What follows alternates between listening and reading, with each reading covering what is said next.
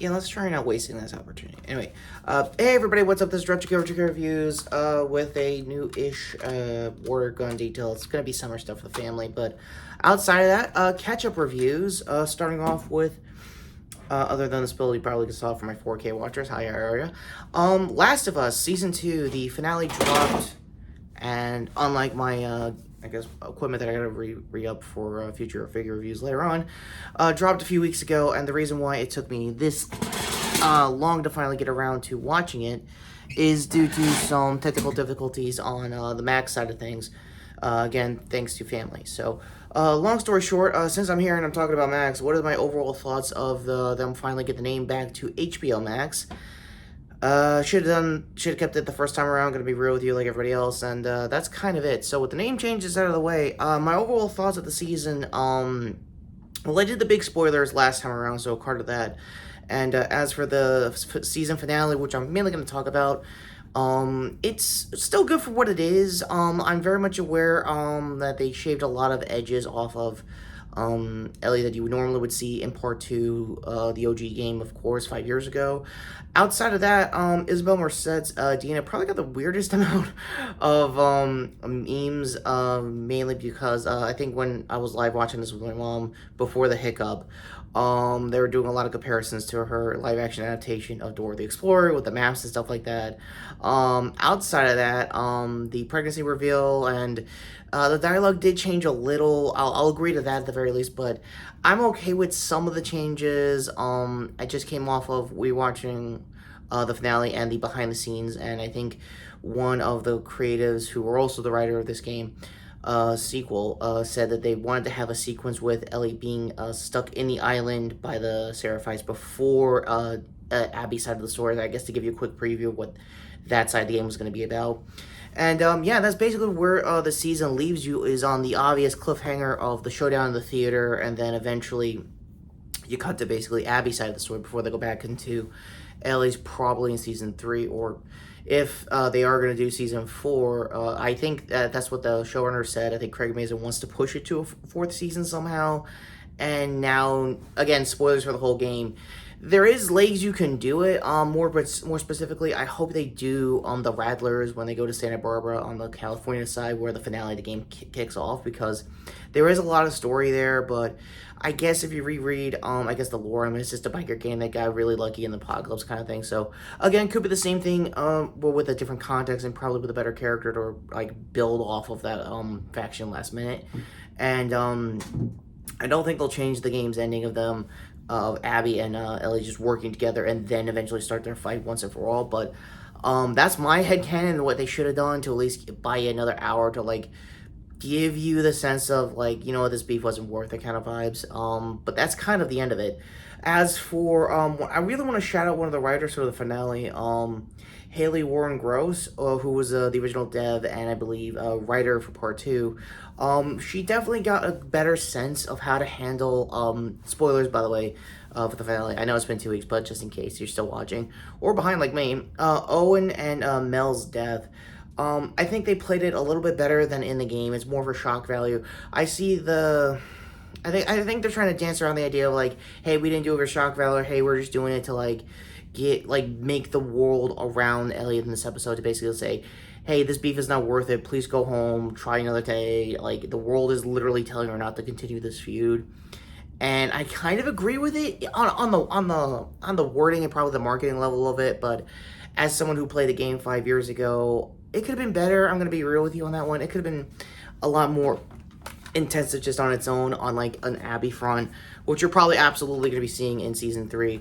I wish they had a quick preview of Lev and Yara, because those are going to be the characters Abby will be following in season 3. For those who play the game, I'll leave that as it is. And we're unfortunately in that side of the things was where the whole transvestigation assholes side of the internet were mounting on the hardest when the game was new at the time. Outside of that, I don't really know. I would absolutely, I guess now wishlisting stuff they should do for season 3. It's gonna be hard when you go to the Abby side of the WLF. I would love to see a voice actor cameo with either Laura Bailey or I just had her name.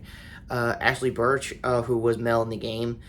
Just like extras where we're just helping out and patching up anybody from the WLF, which could be a thing. If not, I'll be okay with it either or an original character to have a better final say on just Mel's side of the story just before, you know, the real half of Abby's side of the game kicks off. So that's it. That's really what it is. So essentially, final rating for the season. Sadly, I'm gonna say just a straight 6 out of 10. I see the disappointment. I see how hard this show is going to be without Pedro Pascal, and that the final episodes of him was the flashback that they waited. If you were in the game, if you're playing the game like me, you were waiting like a good 20 hours to see Joel's side of the story, that other side of the conversation in Jackson before he died. The penultimate episode basically gave it away, and that might hurt the writing down the road, but I do trust Craig Mason's team and everything, if anything else. As far as HBO shows go, their show running is the least hectic than I want to say the final season of Game of Thrones, so just putting my cards on the table how optimistic I am for at least for season 3.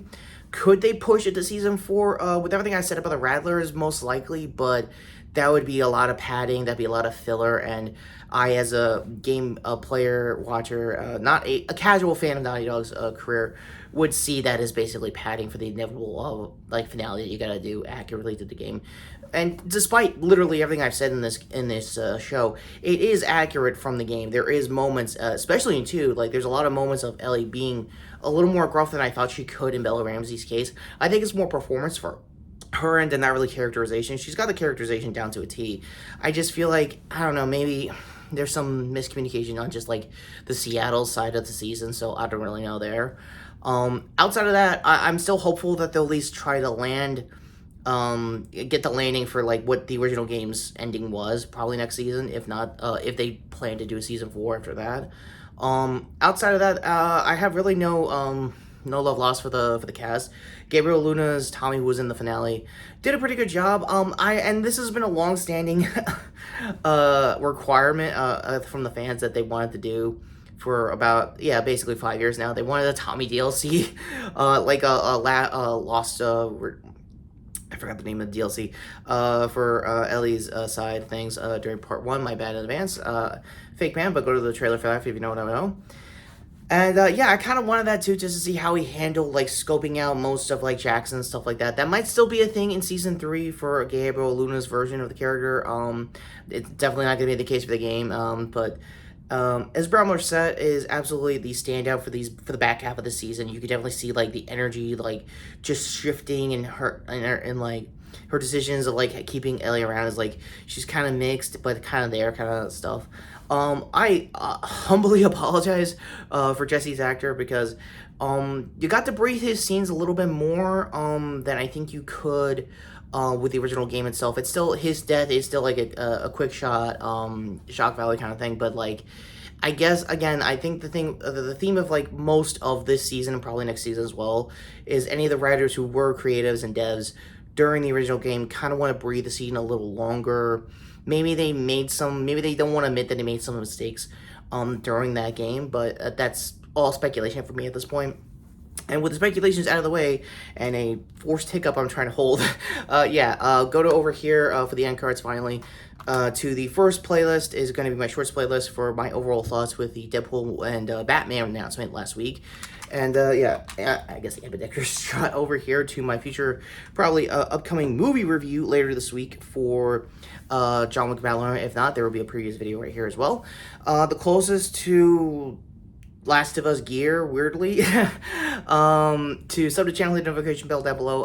I will try to leave a pinned comment down below as well to let me know what you thought of the whole season as a whole with Last of Us Season 2. Will you come back for Season 3? Again, as always, let me know in the comments. And until, hopefully, next year, take care, subscribe, and, there's a lot of Netflix TV I gotta talk about. By the way, surprise retro news for the dumb stuff last week, so be on the lookout for that, okay, guys?